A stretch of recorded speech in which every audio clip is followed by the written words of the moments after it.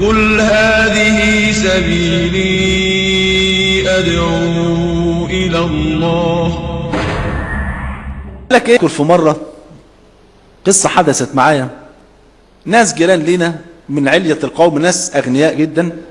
الأب قال لي يا شيخ محمود الله يبارك فيك، تيجي بس تذكر ولادي بكلمتين لحسن يعني حالتهم يعني بعيد عن ربنا خالص يعني.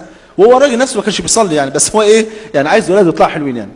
قلت له والله جمع الأسرة وخلي النساء يقعدوا ورايا والشباب يقعدوا. قال لي ما عنديش شباب هم بنات. قلت له خليهم يقعدوا ورايا وانت قاعد قدامه ونتكلم كلمتين. رحت ذكرتهم بالله وتكلمت عن الآخرة والجنة ويعني كان أسلوب فيه ترغيب يعني أكثر من الترهيب، عشان دول أول مرة يسمعوا يعني. فتأثروا جدا جدا ومش عارف ايه. واحدة منهم تأثرت قالت خلاص والله العظيم انا ما كنت فاكره ان انا بعيد عن ربنا بالمنظر ده، ان شاء الله من بكره لازم البس حجاب. قلت جزاك الله خير والله بارك الله فيك.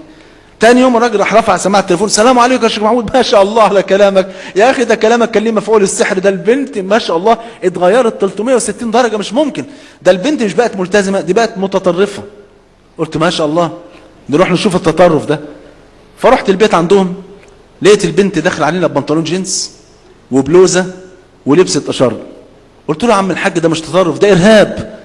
الله اكبر، ايه اللي عاملاه ده كله ده؟ ده ايه الجمال ده كله؟ فالمهم قلت لها طب اختنا يعني ممكن تكون ديت مثلا خطوه كده هنبدا بيها ونكمل. قالت لي كمل مين؟ ده انتوا احمدوا ربنا على كده يعني. ده انا ما فيش حد عندنا يعرف ربنا اصلا يعني.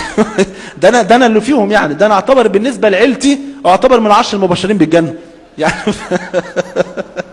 صلى على حبيبي. صلى الله عليه وسلم.